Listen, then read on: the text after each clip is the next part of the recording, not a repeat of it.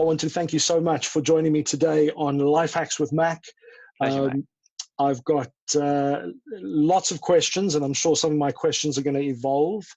But the so many things going through my head about what's exciting me. But in the current times, I couldn't think of anybody better to speak to and ask questions about leadership, when clearly you have pivoted from so many different things. Well, music specifically, where DJ lifestyle, and then going into the personal development space, which is a massive change. But you've managed to stay at a high peak performance for 27 years, and growing. So I'm very excited to hear more about what makes you tick, how we can help people out there, because leadership right now is, a lot of people are questioning where they are with regards to leadership, whether they should step up, whether they shouldn't. And I know in our previous conversations, you mentioned something called a reluctant leader. And I think we all at some point feel a little bit like that. And it's how do you push past that? So I've many questions, but just as a quick little intro, I wanted you just to take us through how, from a DJ with doing the first event for Ministry of Sound, which is iconic on its own, doing the final world end tour for Pet Shop Boys. These are massive, massive accolades. And then shifting to running a stage where you've had speakers from all over the world. And I struggled to try and condense it to a list, because they're all amazing. But people like John Grindler, the founder of NLP, Mark Victor Hansen, Chicken Soup for the Soul, Bob Proctor, from The Secret fame, and Jariek Robbins, and Alan Kleinhans, and the list just goes on and on and on. And we previously spoke about Dr. John DeMartini as well, who is on another level. So how, when you've been in the background doing all these things, how have you managed to pivot from those two extremes and build this massive tribe that you have around the world as well? That's a great question, Mac. Thank you for that accolade. I think one thing I want to say is I wasn't a DJ, I was a promoter. And that's the distinction that I brought. But running events of 2,000 people a night, yes? Yeah, every week. Yeah. Yeah. So I pivoted in so much as that, using that word as a modern word, in terms of I went to Tony Robbins' event, and I walked in the room and I had the identity, and I want to talk about this today, the identity of being a promoter. So when I walked into the Tony Robbins room, I thought, oh, I should promote Tony Robbins. Oh, I should promote personal development. Because that was an unconscious thing, because I liked it, and that's all I knew. Yeah.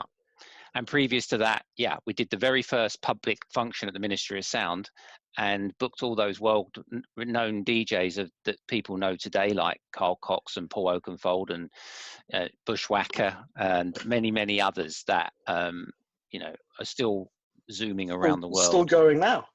Yeah. Absolutely. And made huge amounts of money. Absolutely, and drew, the crowds themselves, and as well as obviously the rest of it that went on with regards to the global reach that music then took. But you were a facilitator from back then to make these things happen and bring all these amazing people to stage. So what I want to understand, especially in today's day and age, is what lessons have you learned over the last 27, 30 odd years that you feel right now is vital for people to understand about leadership and, stepping up? Well, there's lots of things. I think what I would say is that it's important to consider what leadership is. And I believe that, I like the idea, and it was Nick Williams who said it on our stage a year ago, about democratizing leadership. And what I take from that is that enabling everybody to own that idea and create their own style. So when you say everybody, I wanted to dig a little bit deeper there slightly, because a lot of us would assume a leader is somebody that runs a country, or a leader is somebody who runs a team. Yeah. But there's so much more to leadership than just being the person in charge, because there's micro roles of leadership in everything else. So I see leadership as acts of leadership, which is a behavior level activity. But I say, look at it, own it from a identity perspective, because you will find yourself acting out that all the time. So, how did I integrate the idea for myself about having the identity of a leader and owning that? At first it felt a little bit uncomfortable. At first it felt a little bit egotistical. At first it felt a little bit like, who am I kidding? And when I started to put that out, the response was positive. So it got endorsed. But I think that you don't have to go around telling everyone you're a leader. In fact, that's probably not necessary. And, I only do it because I want everybody to own that identity for themselves. So I have to lead in that and be brave in that. And people to say, well, you're not a leader. You haven't led the country. You haven't run a FTSE 500. You haven't been to war. Okay, fine. I'm just leading in my own way, doing my own thing, creating my own. I'm leading my life. And I think we're all leading our lives. And the point is, how do we do that better? So, I mean, that app opens up a whole can of worms. So, on a high level, how do we do that better? How does an individual do that better? We can be brave, and we can take risks and look for what acts of leadership can you do in a very small way. So I say, anyone in any job can lead, because they can make a suggestion to other people who are the decision makers, and show them a way of doing something better, and come to work with high standards, really care about what they're doing in a way that impresses people, and make themselves indispensable. If you can make yourself indispensable, you're going to get a raise in pay, and you're going to get promotion. Or an opportunity to move on somewhere else. Exactly. And one of the things that I'm noticing a lot right now on platforms like LinkedIn and various others is people trying to identify who the leaders should be, but also opportunities. At least I see it as opportunities where people are pointing out the gaps in the market or things that should change, but maybe a bit of that imposter syndrome of they have got the skill set to do it, but to step up and fill that gap. What is what would you say to somebody who is in that position? The position to do what, sorry? Where there is an opportunity or they've seen a gap in the market, right. Or they've seen an opportunity to lead. Yeah. But they feel that they have potentially that imposter syndrome, right. or that reluctance. Well, I guess it comes down to what's stopping you. That idea of, I've already touched on that. You named it, imposter syndrome. When I first started saying I'm a leader, it felt a bit weird, a bit uncomfortable. So I think one of the talks I give is on the power of identity, and I use leadership as being the central theme of that. But it's true for other things as well. Whether it be your transitioning career, and you want to start thinking about yourself as a coach or a mentor or something else. What point are you going to own that? And what is this imposter syndrome? What's stopping you sort of owning that identity? So that's about beliefs. What do you believe about yourself, and what do you believe about the situation, and what do you think has to be true for you to really be a coach or a trainer or a leader or whatever else you want to be. So you just have to look at it like strategically as a belief changing exercise, and to get confident by looking at what your rules are and knocking some of those rules down if they don't serve you anymore.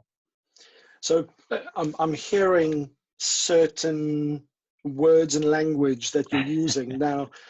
Many people won't know that you've had training over 20 years by some of the best coaches in the world and some of the best teachers. Now, some of the language that you're using for somebody who's been in the personal development space would make sense.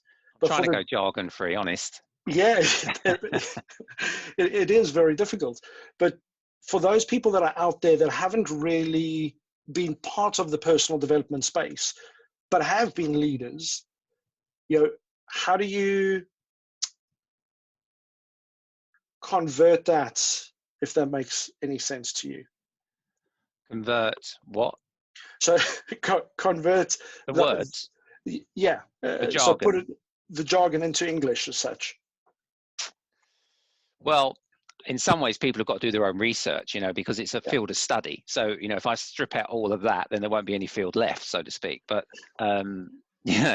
beliefs is a common word. And what I mean by that is, we have limiting beliefs. So what are your limiting beliefs? Basically, the imposter syndrome may be down to the beliefs you have about yourself, as in you're not there yet. So the question then is, what has to happen for you to believe 100% that you're a leader or that you're a coach or whatever else you want to be? Sorry, it sounded like you had something else to add there. Well, I don't want to go on a big, piece. I'd rather respond to your question on the first question than just get into like a long spiel. I try to limit myself back and hold back and give you that. So you can come in with the next question to cut through. I don't necessarily just want to pose too many questions for the sake of asking questions, but if something leads into something that I feel somebody else could benefit from, because absolutely, we have so many people that step forward or get positions of leadership potentially even imposed on them because other people feel, well, hey, that person's the best fit because of actions or things that they do in everyday life, whether it be in their work or personal lives. And sometimes it's just being at the right place at the right time. Yeah, well, I mean, let's use the example of key workers right now. They're being asked to step up, right? They're probably in more high demands on them, more workload, and they're in the front line. And ultimately, they're risking their lives more than I am at home working from home. And they're having to step up. That's a form of leadership, in my opinion. They're leading by getting themselves to work and not just going, I'm out of here. So we respect them for that. And if we look at all the new leaders that really have stepped up just in the last 2-3 months, I mean, I've a couple of things spring to mind of these cartoons with the superheroes all standing, in the wings, and our nurses and doctors walking through the middle, and that is really, the last 6 weeks, 7 weeks have revealed a whole different way of thinking and opportunities for people to lead, to get involved with the hospitals and the different charities and different organizations. I want to highlight that, in so much as that's an opportunity. And I'm saying that, there's always an opportunity, whether on COVID or not, there's always an opportunity. There's just more opportunity now to step into that space and lead. And lots of people are. As a leader yourself, what do you think the kind of key things that people have to keep in mind right now when stepping into positions of leadership? Because I'm conscious of the fact that we have certain political figures that some people go, they probably shouldn't be in leadership, but because they've taken that position, they've led.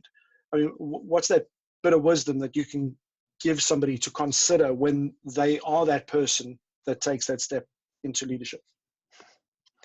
Well, everyone's on their own journey. I talk about, my personal development journey, as in, what I did was go to a Tony Robbins event and think, wow, amazing people here. I would like to get to know more people like this. There was no Facebook. There's no other way of connecting. Once they're gone, they're gone. If you don't get their business card there and then it's over. So I collected some business cards and I rang them up and I said, let's get together and see if we can maintain this energy, if we can, get some, people to come and talk to us about NLP and these other ideas. It'll be great. So that's how it all started. So it's about just taking the next step. And, that personal development journey, I was a reluctant leader in so much as I did not want to go on the stage. My motivation was the opposite from being the person at the front of the room. And I'd been the person that had orchestrated the Crazy Club, which was this event, and I'd done 7 years in promotion. I was in the right place at the right time. The last 2 years of my career in that industry was at this big nightclub, and we had other satellite events happening. The point is, there was 100 people I was responsible, actually working on the payroll on one night. And, you know, from 50 doormen down to 12 DJs, 2 rooms of DJs and that sort of thing. So Sure. big operation. And that was probably my baptism of fire, for want of a better metaphor, of leadership. I didn't call it that then. And then I got into this, and I was going along, and it was suddenly dawned on me that, you know, the personal development had become my leadership journey, because I didn't get into it to do this. I got into it because I wanted to learn, and I wanted great people around me. And what happened is that I ended up having to create a model that enabled the Yes Group to continue without me leading it from the front of the room. Not because I didn't want to do that, but because I had other objectives and things to do. It's a voluntary organization for 20 years. And I wanted to make sure that it had, it could be sustained. So, you know, we created ways of evolving it over and over again to deliver value to all stakeholders. And my core question for that is, you know, how do we create more value for all stakeholders? Again, questions are key in everything in life. And Tony Robbins has got a quote. I think it says, you know, the quality of our life is determined by the quality of the questions we ask ourselves. I concur with that. So we evolved the Yes Group and built a model, and we had an idea that people would become the leader of the Yes Group and serve the Yes Group for 2 years, where they would meet their contribution and growth needs and have a opportunity to learn new skills around running a team, around speaking on the stage, around building a community. And I was always in the background, sometimes more, sometimes less. And this point in time, it just so happened that our last leader was rotating out, and I took over the Yes Group just as COVID arrived. So I've had an opportunity to be right in there at that moment I had sort of full control, and therefore I made some big decisions that were necessary in terms of how we were going to pivot what the Yes Group does and how it delivers value and what value we're going to deliver, and recreate it for an online world while we wait it out. So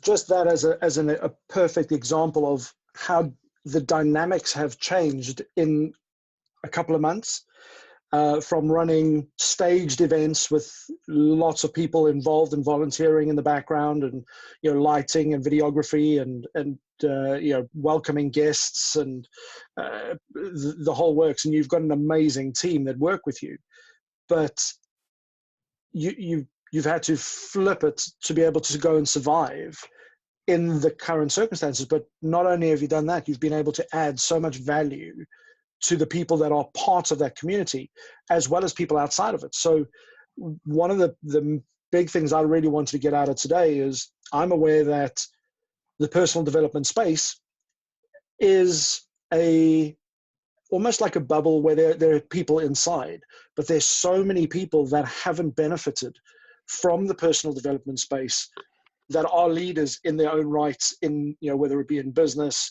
or personally, you know, sports personalities, etc. I have a few questions here, so I'm going to ask the first one, which is, you know, what does personal development mean to you, and why this space? Well, I'll just say that, you know, when I was this successful nightclub promoter, and I was the most successful nightclub promoter in London for 2 years, running the largest club in London, the Astoria Theatre, plus we were doing other events, you know, and we had all of the rave scene. You know, I was just in the right place at the right time. And I didn't know about personal development then. I didn't get me to that. In fact, you know, one of the reasons I'm in personal development is because I suffered so much pain, emotionally, mentally, spiritually, physically, from not looking after myself and all the rest of it. So, you know, I say spat out the end at 28, and that's, you know, about a year and a half, 2 years later, well, probably 27, because I was about 28, I think, 29 when I did Tony Robbins. And that was a pattern interrupt. He talks about a pattern interrupt. Doing the fire walk, it forced me to get into a high energy state, which I didn't think I'd experienced since for a couple of years, because I used to be out partying, having a great time, and creating people's peak experience of the week. That was the outcome. That was the mission of the Crazy Club at the Astoria. So, you know, I'm seeing myself as someone who knew nothing about personal development, but I suffered.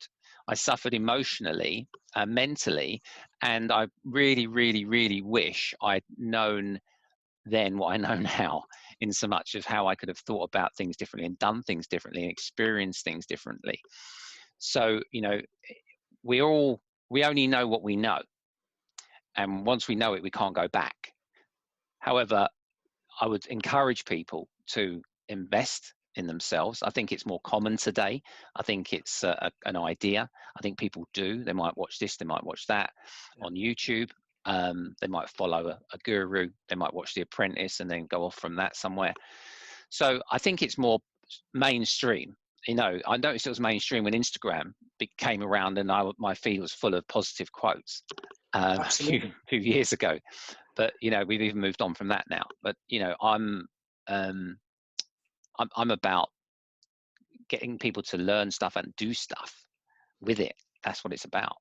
And going at life in that leadership role will give you the growth, because, you know, you're going to run into limits other people want to put on you, and find ways of, you know, you may have self-imposed limits, you may have skills limits, and I think one of Tony's quotes is about, you know, 80% mindset, 20% knowledge, or something like that.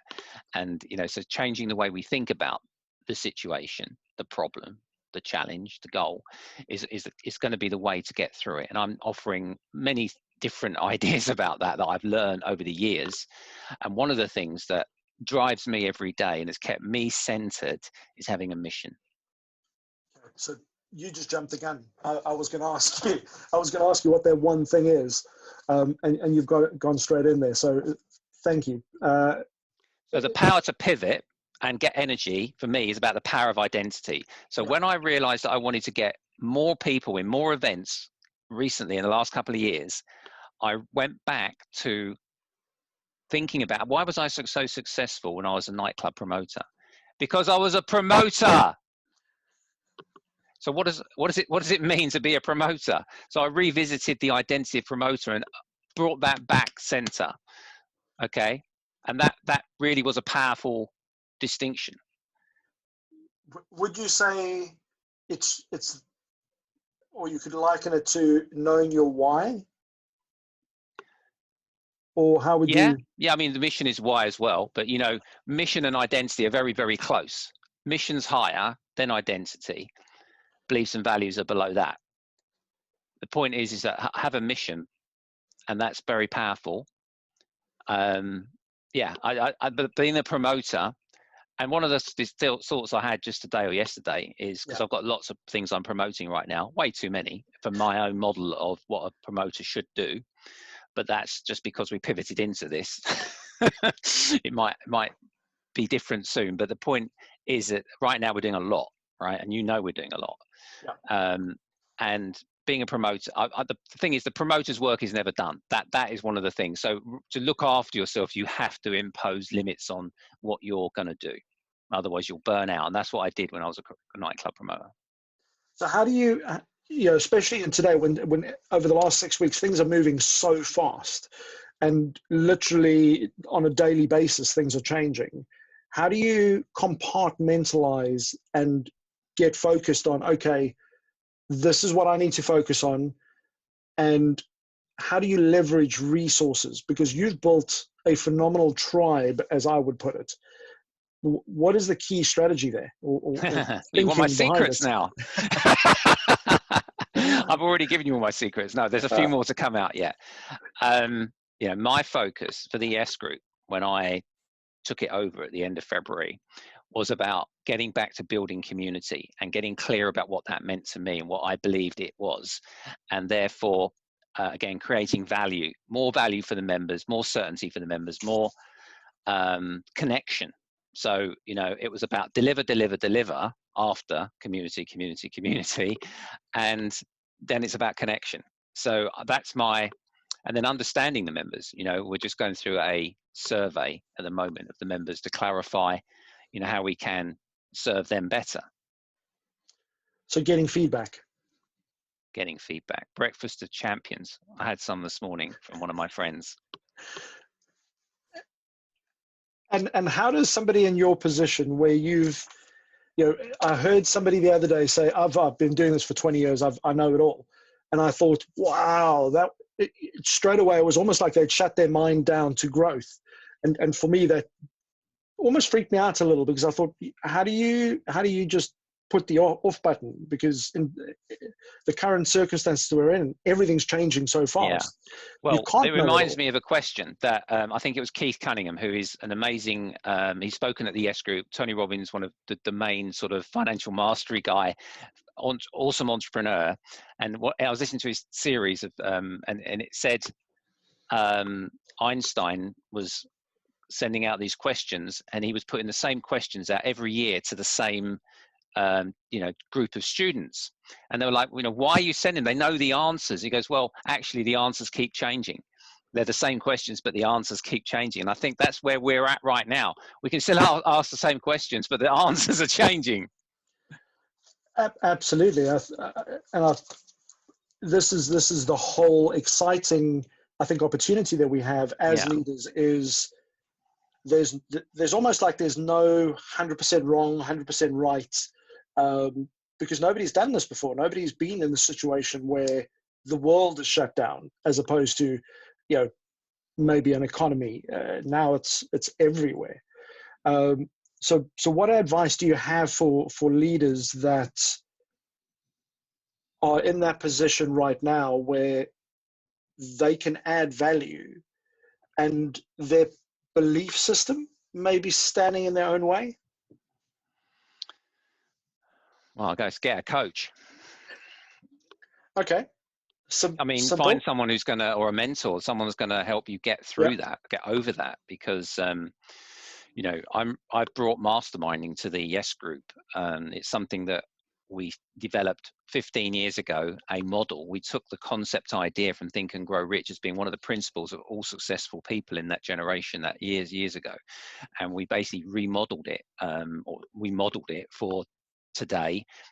We used the concepts of, structuring through NLP, skills from NLP. And so, finding a masterminding team or building a masterminding team where you're going to go there and share your challenge or your goal to get your mind free. Otherwise, you'll get stuck in a problem that goes round and round in your head, and you walk off the other direction, and you come back to it, get stuck, walk on the other direction. Push through that limitation, push through that block, and just stay moving. So one of the speakers we've got coming up, this week, I was just listening to his audio when I was running this week, Jay Samit, and he was saying about, just fail fast. That was his thing, fail fast. So, to be a successful disruptor entrepreneur, you just need to, the data never lies. He's saying in this last run I just did an hour ago, and that's why the survey is so important, and the facts of people, what they do buy and what they don't buy. And then just keep trying things and get rid of it, because it's the next thing. If that's not it, then it's the next thing. You've opened up something else that I think a lot of people could benefit from. You mentioned, getting coaches, attending a mastermind or being part of a mastermind, and you have had the benefit of being around some phenomenal people and some amazing minds. And I know, I'm trying to remember who made the quote about you are who you surround yourself with. And, the opportunity that you have created for yourself by surrounding yourself with these people. What advice have you got for people that are out there that are potentially not around the people that are helping raise their game? Well, get a peer group, basically. You can go and join a business network or something like that. Are those people aspirational, inspirational to you, I've found that, being around the most successful entrepreneurs wasn't the most important thing for me. Being around people with a positive mindset was. So, and high energy, and, people that would help me raise my standards. So, I'll give another example. Harry Kilimnios is the leader of the Yes Group, and he's very into his fitness and health. Yeah. So, he's a bit younger than me as well. So it's good to be thinking, I need to have his energy. I need to be doing the things he's doing. And I'm somewhere up on the scale. I'm not at his level, but the point is, it's like he's someone that keeps reminding me that I need to pay more attention to my exercise regime. So it's, and many other examples in the room. I have effectively, and I'll give you another example of the power of identity. When I committed to the Yes Group mission, again, because I think we need to recommit to our mission. We can sometimes get distracted, get bored, get a negative result or emotional hit or whatever, to recommit to that mission. So when I recommitted to that mission again a couple of years ago, I thought to myself, to do this, I really need to be on the stage more. And I've been really resisting that, because as a promoter, you're not the speaker, you're not the entertainment, you're not the DJ, you're not the speaker, you are the promoter, or the community leader, manager, or the whatever else you want, event manager, event creator, whatever you want to call it. Okay. So I said, right, okay, so if I'm buying into this stuff about identity, then let's test it again. And I tested it with saying, okay, I'm a speaker. And that changed everything again. And what enabled me to not be an imposter on that was two things. First of all, I have a mission which is stronger than the identity level, right? A mission is a world where everybody has access to a peer group that inspires them to grow and contribute. Now, I could say I failed on that in 25 years not to have achieved that already. Or I could say, well, actually, there's been 50 Yes Groups. There's been thousands of events. And I've had a great time networking and meeting and learning from the best minds in the world. So as an example, Dr. John Demartini came in the room at the end of February. And I'm like, I've been reading lots of stuff about this COVID thing. I am really worried about it. This is what's going on in my head. Shall I make everyone put hand sanitizer on their hands tonight? And it was a bit sort of premature, but there was the thoughts going on in my head. And I said to him, I've got a question, John. What's the question? Right. Well, my question is, what's the best thing I can do to prevent myself from getting this COVID virus thing? And he said, have a mission, or, be passionate about your mission. I was like, is that it? Right. And now what? I wanted some sort of like technical, or at least, to be able Especially to go with his mind, you'd think he'd go into the biological special, levels. Yeah, tablet or something, or, meditate for 7 minutes with this mantra or whatever it was. It wasn't going to be as simple as that. But, I took it on board and I recommitted again at that point to my mission. And that has fueled me for the last couple of months, big time. So, I haven't had a bad day. Actually, I'll tell a lie. I did have one bad day. It was the day I realized that the virus could not be contained. And I had a bit of a rant with a couple of people, and wasn't as cool-headed as I might have been that day, because I recognized that we were in a whole new world and it was a shocker. But since then, I've been in the zone. So I'm sort of going from one level to the next here, but absolutely, I'm hanging on every word there. So the mission, right? Yeah. The mission. So I said to myself, right, the mission again, but going back the 2 years, I'm going to be a speaker, not because of an ego trip, not because it's my personality style, because it's not. If it had been my personality style, I would have been on the stage 20 years ago, right? It's actually, I wouldn't say it makes me uncomfortable, but it's just not my personality style. I'm on the Myers-Briggs thing. I'm an introverted extrovert, so it basically means I put on a flash shirt, make everyone look at me, but I don't want to be I don't actually want to go on the stage, and I'm not the entertainer, I'm not the singer, I'm not the speaker. But I've learned so much, and it's a challenge, and I own it, and I am now confident and competent and getting better. So, that's where I've taken personal development, from being the person who paid the MC at the nightclub, another person on my personal Facebook profile, Chalky White, who used to make all the announcements because I didn't want to be the one holding the mic and making the announcements, right? So I was that timid of the microphone that I, paid someone else to do that. So, power of identity, I've talked about being a leader. Power of identity, I've talked about being a promoter. And power of identity, I've talked about being a speaker. And it all is driven from the mission level. So mission, when I'm thinking mission, I'm thinking, the vision, and thinking beyond the now, which so many people are right now, that they caught up in the now, that they're forgetting about what's to come. This will pass, but it's planning for the future and how they come out of it, or how do they use this situation.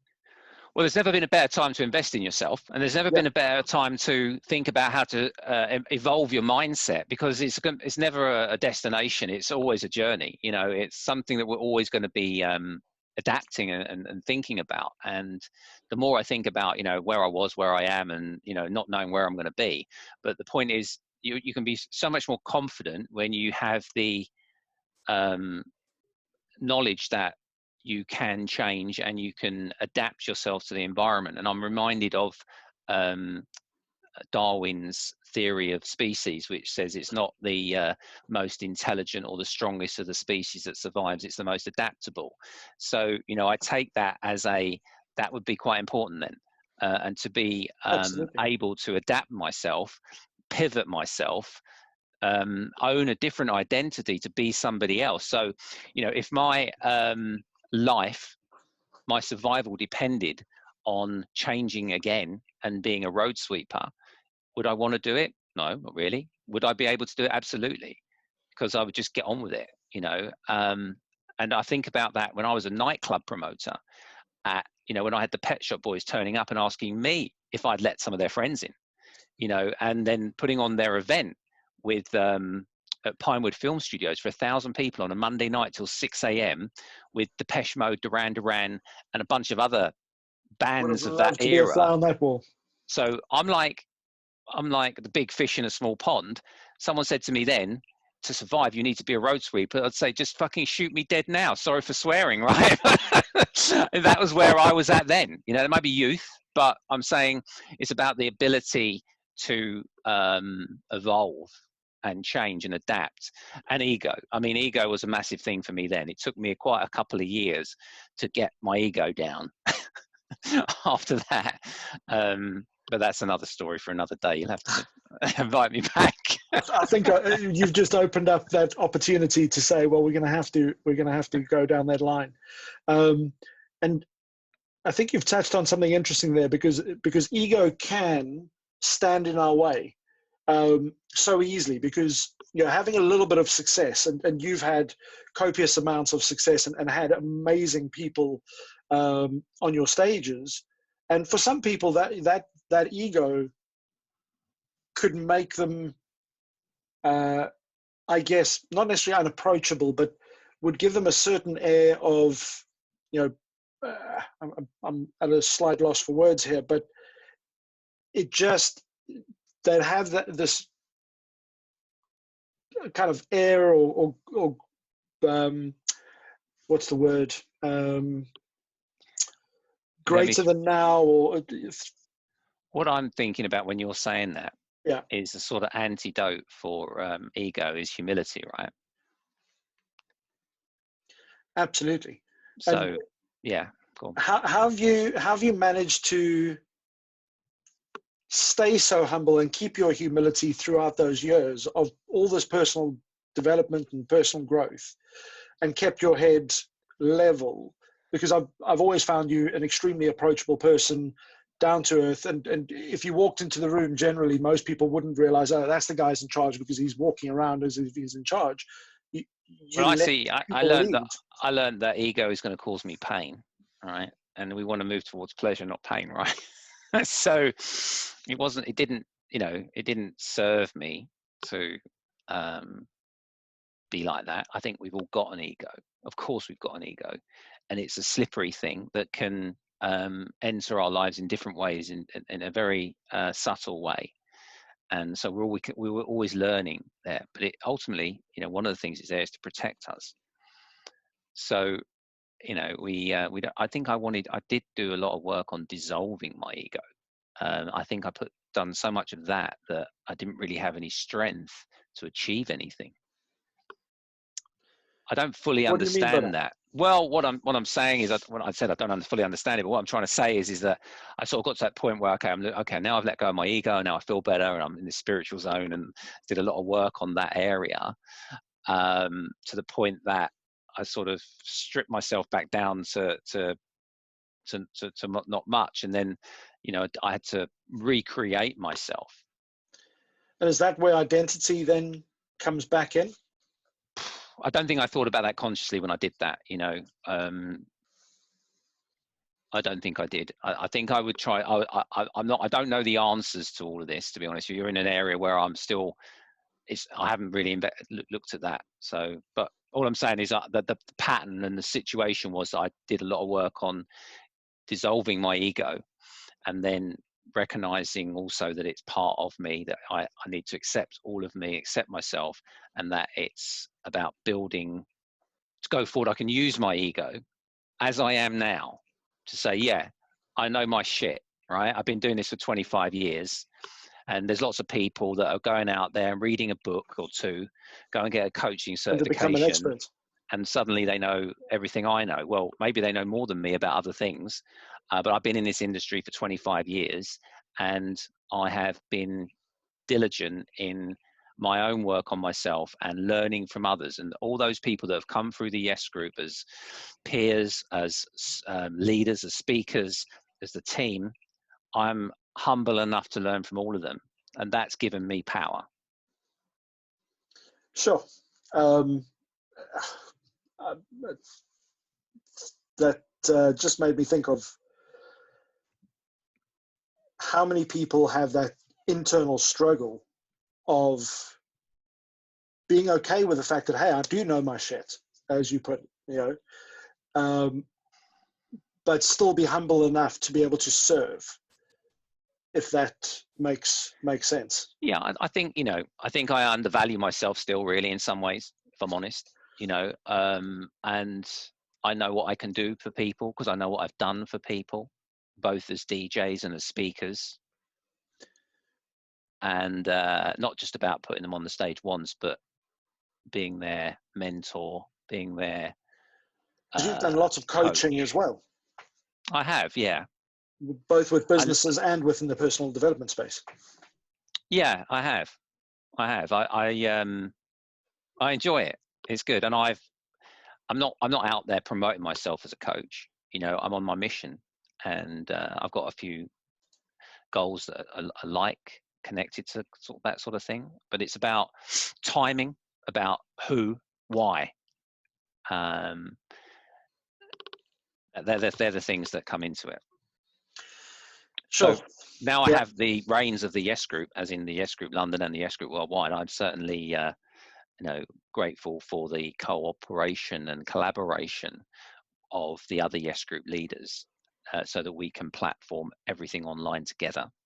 And I'm grateful for a lot of people in the Yes Group London lead environment to step up to support me in that.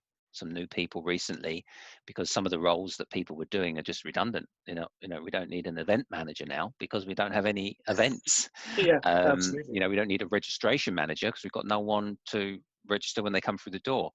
And we've pivoted our roles as well, and that's an ongoing process. But it's good to have people that want to support the mission and want to learn. I mean, people come to get skills, people come to learn, and, you know, it's my job now. And I want to make a quick distinction, actually, because the Yes Group back then was a movement that there wasn't anything else really like it. So we were the big fish in a small pond. Now we're a fish in a very big ocean of content and personal development.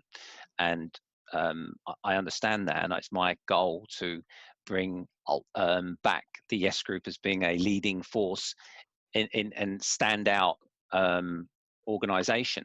To a degree, it is, but the vision and the way I see it is getting it back to being premier and It's huge. not at your standard yet.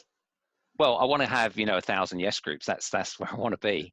I want to, the mission is a world where everyone has access to a peer group. So, every city. So, I've been to Stockholm, I've been to Slovenia, and spoken on those stages to 100 people at a time. I want to have that out there. That might sound egotistical, but it's my mission. So, and I know it's possible. And the thing is, I take responsibility, and I think that's a key thing we haven't touched on today. I take responsibility to say, yeah, I've made an impact, and there's been 50 Yes Groups, but there isn't the 1,000 Yes Groups, and it's my fault, if you like. I'm responsible. I am the bottleneck. I am the bottleneck to that, and I need to find ways of enabling that and finding ways of achieving that. And one of them is to drive the revenue now. Because I've never really driven the revenue at the Yes Group before. We've just had money coming in. It's almost like, you open your shop and the people walk past and buy stuff, but, we've had to do more on the marketing front in recent years. And we've got distracted in recent years away from delivering to our members. And we've been focused too much on bringing new people into the room every month to pay what became a very high rent and a very high cost of operation to run those events. So, so we're not in the business of upselling people as many as the model is right now. So we're just there to deliver content and connection and the rest of it. And then the price has been going up. So responsibility. Sorry, Matt, I'm taking you on a journey here with all these different things. I don't know where you want to put my attention. I'll be guided. You've brought out a very important point when it comes to leadership as a whole. The responsibility, I think, sits on each one of us, that if we do see an opportunity or a gap in the market or a problem that we feel that we can fix, but we may not, we may be that reluctant leader, not necessarily wanting to step up. The reality is right now, especially with all these things happening around the world, and I look at some of the people just that you've been working with and have connection with that have been making such a big difference, where they've taken responsibility to become that leader and make a difference, to go and help things like, the NHS, or go and feed people, or, all these really amazing things. What would you say is the one thing that over the years has kept you, I guess, in line with that responsibility to step forward and follow through on the things that you believe so strongly in?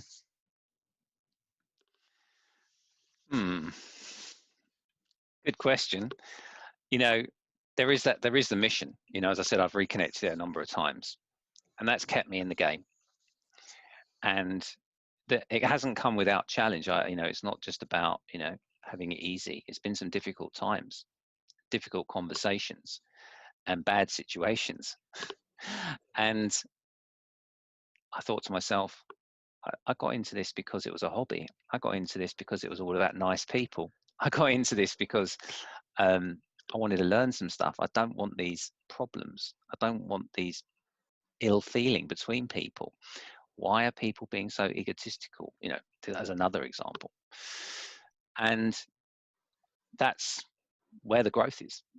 How I respond to that, how I manage that, how I drive outcomes from about those things. So, having problems and challenges is an opportunity for leadership and growth. And that really is the biggest, most important reframe I could share with you today. So, spot on. I think what you just said there is extremely important for people to potentially go back and re-listen, because understanding that reframe and that things change. You get into it for one reason and things evolve. And you keep coming back to this point of the mission. Now, over the last 27 years, I know the mission must have changed. Yeah, I mean, it was and evolved. in Harry Singer's tenure that we came up and defined the Yes Group mission. So I thank him for his part in that. And has the mission remained the same ever since? Since then, yeah. But I think it was always that, but wasn't so crystal clear. Before that, Kate Ginn, who was the leader then, she had mapped out, this, lots of, like a mind map with all these yes groups after it. So we brought the words to it. She had the numbers for it, if you like, and a picture and a vision of it, but we brought the words to it. But I want to say something about mission, and that is that it doesn't matter if you don't have a mission. It's important to seek your mission. And sometimes the mission doesn't feel like, you talked about imposter syndrome, about identity. It doesn't maybe feel like you can fully own it, or maybe it's too big, or it just doesn't feel right just yet, but just keep working at it. And, it may be that you'll get to a point of going, actually, that's not my mission. This is my mission. But it was that got you there. And that's the point. So it's important to believe that you're going to find your mission, and you can find your mission in anything. It's not about personal development. Let's take Apple, Steve Jobs as an easy example to go. He created something amazing. One of the companies worth $1 trillion, and he created that from a mission. And that's he didn't have good days. Or he didn't go through life not having disagreements with people to get to where he got to, or failures or losses. Yeah.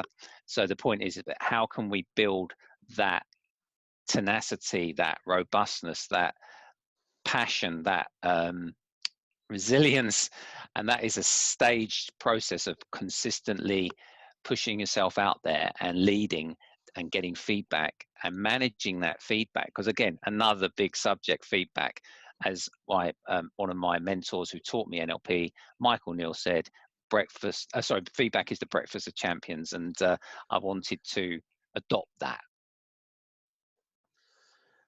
I'm just conscious of time and wanting to keep asking questions because, as you've experienced, we've gone down several different lanes here. Although the message has been very clear about, making sure that you either have a mission or seek out your mission, and that the power of identity is, I think, beyond what we could imagine if we have clarity on that.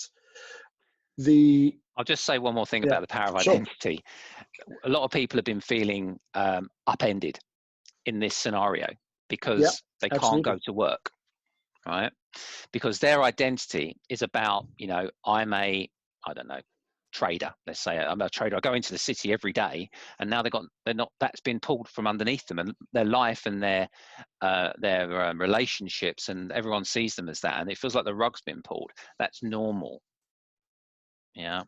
So, to steady themselves, they could look at the other identities they got in their life. It may be, a mother or a parent, or mother or father. It could be all those other things, and to focus on that and to recognize, as you've said, that this will pass, and most people are going to get their jobs back. And the ones that, that don't, then there's always something else. If you have the mindset of adaptability, which is key to survival, which is what is important to all of us. You've hit on a fantastic point there about the power of identity not just being that one career part of us.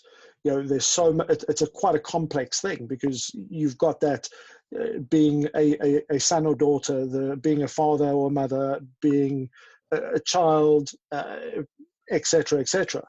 And right now we need to look at our current circumstances and focus on those identities that are really requiring the focus and attention. So if you're at home and you're not that trader, and you're at home with your children that you potentially hardly ever see because you do 12 hours or 18 hours a day, now's the opportunity to really define and develop that identity as a parent and as somebody to get to understand their children and their family, and it opens a whole new opportunity just in itself, because we do know things will pass and we may go back to whatever the original key identity that we feel defines us.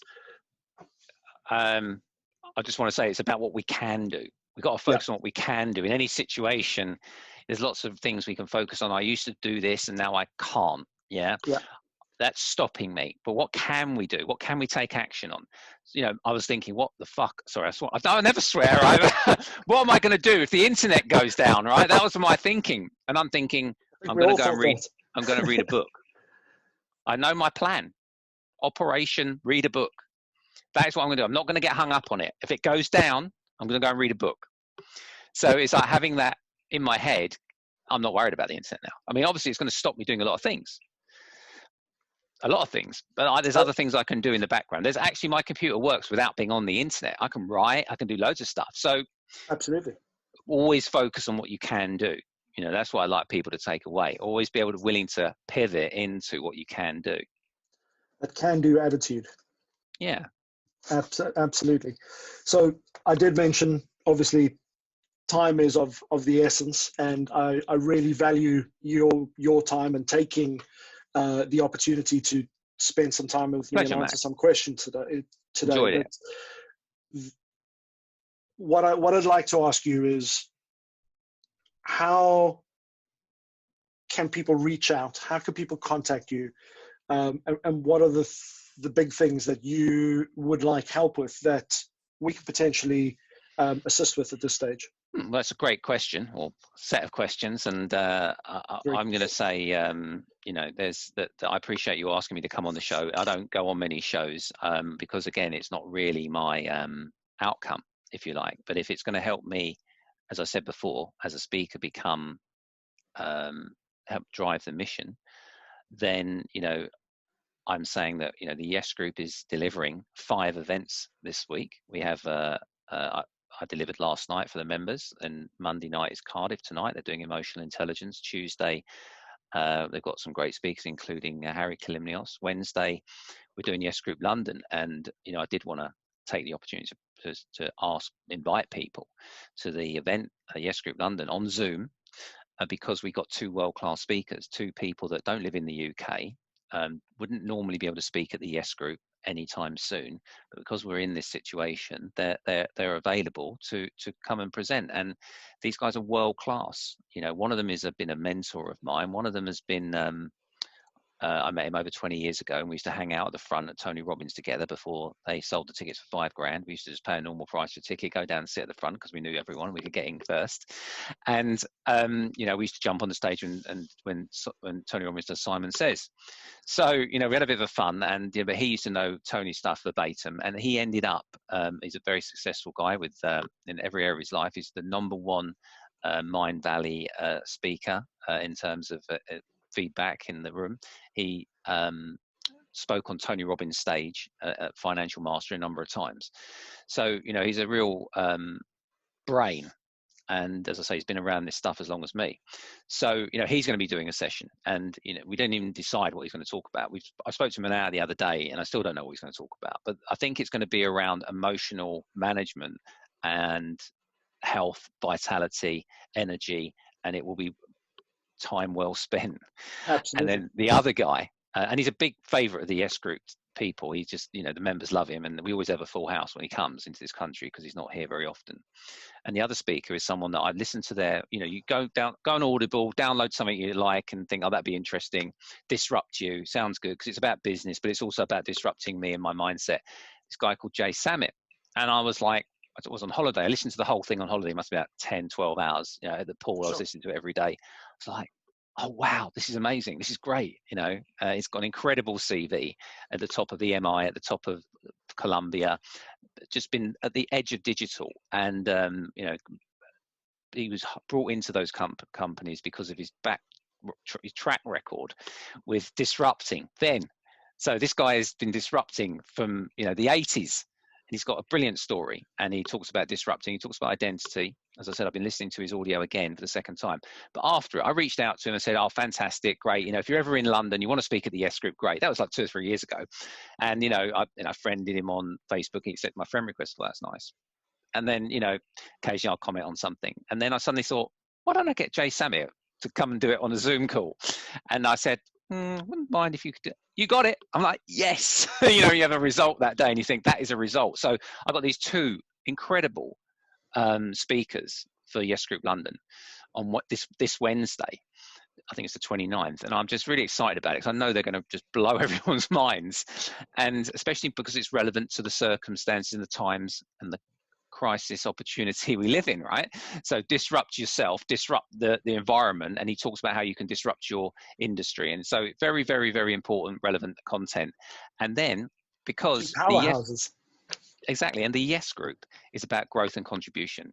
We haven't talked about the Basket Brigade, but for people who don't know, the Yes Group fundraises through the year and ultimately gets together the 23rd of December and delivers 1,500 baskets of food, equivalent to about 5,000 meals to needy families at Christmas, which is a great thing to do.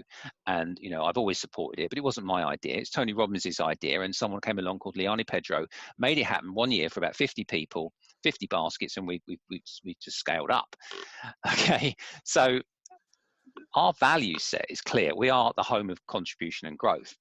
So I thought, what can we do that is in line with those values? So we're doing a fundraiser for it. So what that actually means is you buy a ticket for Wednesday, 100% of that money, you can pay £10, £15 or £25, is going to go to 2 charitable causes. They're not charities, they're charitable causes. And they are led by people I know personally who've been around the Yes Group for 5 years or more. And these, Selena Chotai and Leon Arts, doing different projects. One is about feeding key workers. One is about making scrubs. They're buying material and people are sewing them at their home so that the frontline staff, whether they be in care homes or frontline hospitals, actually get that PPE because they can't wait for it, right? Wow. So, you know, that's a response, right, to the crisis. That's enabling our community to come together for common good, and that is my job to facilitate that. And that is another identity, by the way. I am a facilitator. So these words are key to the way I think. I think the ultimate impact there, you know, is a great opportunity for people to learn so much, but also make a massive opportunity in what you say is, you know, critical times that we've never faced before. So if it's okay with you, Mac, what I'll do is I'll put a link to the event that's coming up on Wednesday, and people can, you know, they can buy a ticket and not come if they like, and they're still going to make a great difference because these guys have moved kitchen twice. They're at Saracens now, Saracens Rugby Club, massive place, and they've given them that place. They're not paying for that place. They've got volunteers cooking and making the food, and money's being donated to buy the raw food, and they're just making meals and selling them out. They've done, I think it was about a week ago, they've done 50,000 meals already. They're not messing around. And wow. yeah, so we want to be part of that. We want to support that. We want to empower our members. So I say to members, if you're doing a charity marathon, or if you're doing something else, we'll put something into that. Yeah, because you're a member, we'll support you. We want to encourage you to do that. And if you know, if people are going to step up another level and create a community or a project, we're going to, you know, support and invest in that where we can. Sure. Karl, 100%. Please send those links to us. If you can send us the links as well for those 2 organizations so people can check them out and just see the amazing work that they're doing, that'll be amazing. But lastly, I'm conscious that the 29th is in 2 days, but you are running continuous events where people can tap in and come and learn and just broaden their horizons and work on themselves. How do people get hold of the Yes Group? What's the best place to go and get in touch? I mean, Yes Group and become part of it. Yesgroup.org, O-R-G. Yeah, we haven't spoken today. I have my own independent business, which is a merchandising business, originalthing.com. But the point is about Yes Group is a community interest company. It's not owned by me. It's owned by the members. I am the director and I operate it and do the best I can. And I welcome any level of support to help us achieve our local and international objectives. But I say, you know, yesgroup.org, there's a membership opportunity. Join the members. I made it so inexpensive, it's ridiculous. £15 per calendar month, should be £150 per calendar month, really. 10 events a month, including masterminding, these regional events, 5 or 6 regional events at the moment. And then on top of that, I'm doing a Sundays at 6 for members, where the members bring the content, and I coach them into making sure that their content is ultra relevant and going to land and is what people want now, what's going on right now. And it's been a huge success. So, and Wow. Mac, you spoke on that as well. So thank you for that. And I'm looking forward to getting you back, actually, because I basically gave you and told you what you were going to talk about. I'd like you to decide next time what you'd like to talk about. I will grab that opportunity with both hands. Your community and everybody involved in the S Group are phenomenal and extremely giving, and people with massive hearts. So a great environment to be Thank around. you. And thank you for inviting me today. So I've really enjoyed it. And, you know, it makes me think about things in a different way. It forces me to clarify my own thinking. And, you know, as I said to you before we started this call, I'm writing my book this year. And this is just helping me clarify. You know, I'm writing my book because I want to bring out some of these ideas. And, you know, if I was writing a book because I wanted to boost my ego, then I think I would have done that 20 years ago as well. But, you know, this book is about purpose as well as driving the mission. Excellent stuff. Well, let us know where we can get that, when that's going to be available. Again, just a massive thank you for spending the time answering those questions and being so open and honest. It's normally you would perceive that somebody who has the wealth of knowledge that you have would not necessarily, you'd be more of a politician when it comes to answering questions, if I could frame it like that. But, you know, you've been honest, open, you've given some very, very clear advice. And I hope a lot of new leaders will take that and, you know, if not reach out to you, reach out and go and get coaching or mentoring and, you know, take responsibility of, you know, stepping into that leadership position. Thank you again. So thank you, Mac. And, you know, you've done a great interview, and I think you've drawn the best out of me today. So, you know, I really want to encourage you to carry on with, is it Mind Hacks with Mac? Is that Life Hacks with Mac? Life Hacks with Mac. And, you know, maybe I can suggest some people for you to interview. I think you're doing a great job. So, yeah, we look forward to seeing more from Mac on this, and I'll look forward to catching up with you again soon, Mac. Excellent stuff. Karl, thank you so much. Everybody, thank you so much for watching, and I look forward to you guys soon. Cheers. Bye-bye. Bye.